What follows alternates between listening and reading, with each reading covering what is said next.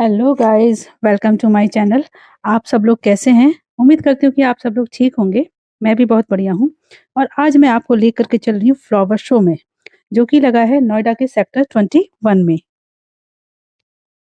इस flower show को ठीक उसी तरीके से लगाने की कोशिश की गई है, जैसे कि चंडीगढ़ के रोज़ गार्डन में होता है और दक्षिण भारत के भी कुछ स्थानों पर ये फ्लावर शो का आयोजन किया जाता है।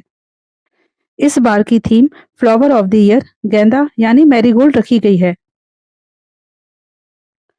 यहाँ पर मैरीगोल्ड के अलावा बोनसाई, कैक्टस, सजावटी पौधे, flower pots, hanging garden, vertical garden और फूलों की रंगोली भी बनाई गई हुई है।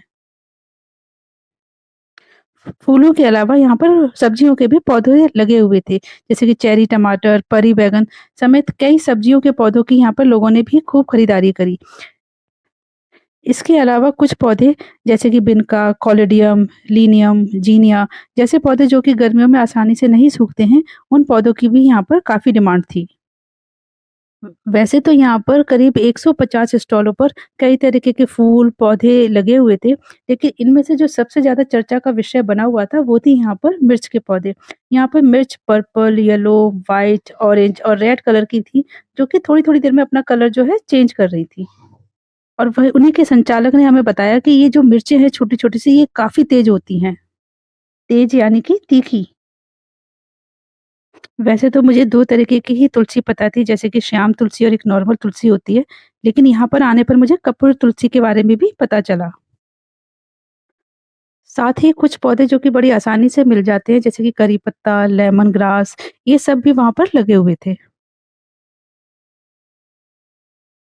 पौधों को लेकर के जो लोगों की उत्सुकता थी उनको खरीदने के लिए, वो देखते ही बन रही थी। आज इस शो को तीसरा दिन है, लेकिन कि लोगों की भीड़ यहाँ पर तब भी बनी ही हुई है। कुछ पौधे तो यहाँ पर ऐसे भी देखने को मिले, जिनको हमने कभी देखा ही नहीं था, यहाँ से तक कि हमने नाम भी नहीं सुना था। इस फ्लावर शो में करीब 3500 प्रजातियों के फूल थे। इन फूलों की वजह से वहाँ का नज़ारा बेहद ही खूबसूरत लग रहा था।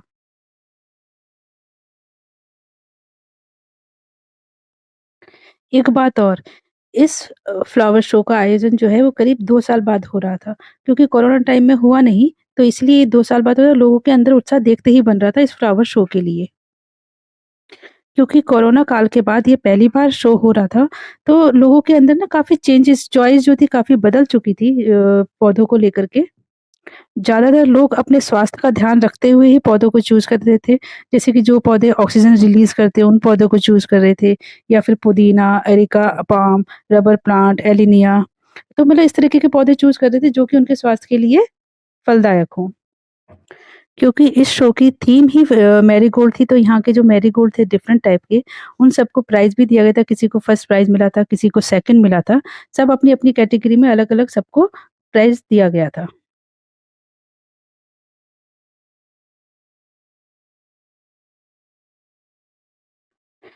डहेलिया के फूल भी बेहद खूबसूरत लग रहे थे। उनका पूरा एक बंच बना कर के लगाया गया हुआ था और डहेलिया को सेकंड प्राइज़ मिला था।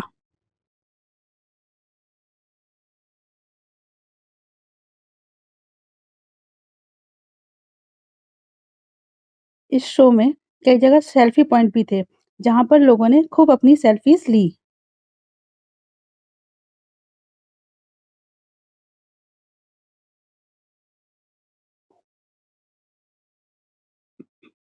बालकनी की शोभा बढ़ाने के लिए यहाँ पर क्रॉटन के पौधे भी थे, जो कि धूप में करीब 4-5 अपने रंग बदलते थे। ये फ्लावर शो काफ़ी बड़े ग्राउंड पर लगाया गया था और काफ़ी खुला-खुला था। इतनी भीड़ होने के बावजूद भी धक्का-मुक्की जैसा कुछ भी फ़ील नहीं हो रहा था। सभी लोगों ने इस फ्लावर शो का इतनी धूप होने के बावजूद भी बड़ा ही आनंद उठाया।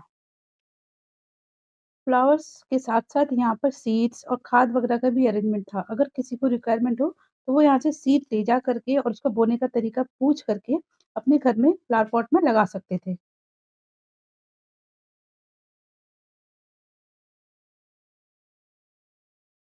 लोगों ने अपनी बालकनी और अन्य जगहों के बारे में दुकानदारों को बताकर पौधों की खरीदारी करी।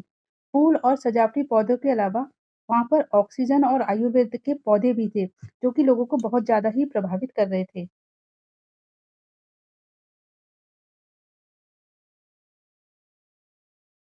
और वैसे भी कोरोना के बाद से लोगों के अंदर जो पौधे हमारे स्वास्थ्य के लिए लाभदायक होते हैं, उनके लिए जागरूकता जगा दी है। तो लोग ज़्यादातर जो पौधे ऑक्सीजन रिलीज़ करते हैं और या फिर आयुर्वेदिक के जो पौधे हैं, उन्हीं को चूज़ कर रहे थे।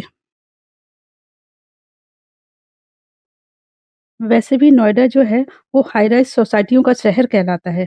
तो इस शहर की पहचान जो है वो प्लानिंग और हरियाली में अलग ही है। यहाँ नोएडा में आपको बहुत हरियाली देखने को मिलेगी। साथ ही यहाँ पर हरियाली बढ़ाने के भी काफ़ी प्रयास किए जा रहे हैं। यहाँ पर जो भी पौधे लगे हुए थे सेल के लिए, वो काफ़ी रीज़नेबल प्राइस में थे। मार्केट में जो प्राइस था, सपोज़ मार्केट में अगर ₹1000 का है, तो यहाँ पर आपको 600-700 का आराम से प्लांट मिल रहा था।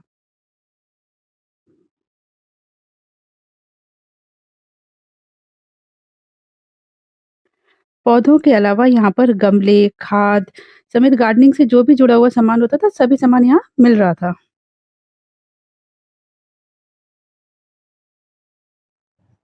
और यहाँ पर सीड्स के जो काउंटर लगे हुए थे, वो लोग कस्टमर्स को बड़े अच्छे से गाइड कर रहे थे कि इन सीड्स को कैसे लगाना है, कितना नीचे लगाना है मिट्टी के, फिर पानी कैसे देना है, तो प्रॉपर गाइड कर रहे थे ताकि वो लोग अपने घर जाकर के उन पौधों को अच्छे से लगा सकें। अपने गार्डन एरिया को सजाने के लिए वहाँ बड़े ही सुंदर-सुंदर टॉयज़ मिल रहे थे।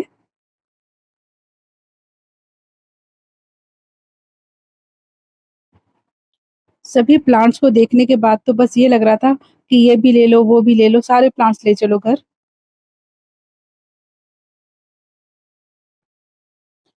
अपने घर की जगह और रखने की समस्या को देखते हुए हमने कुछ ही प्लांट्स जो है वहाँ से परचेज़ किए।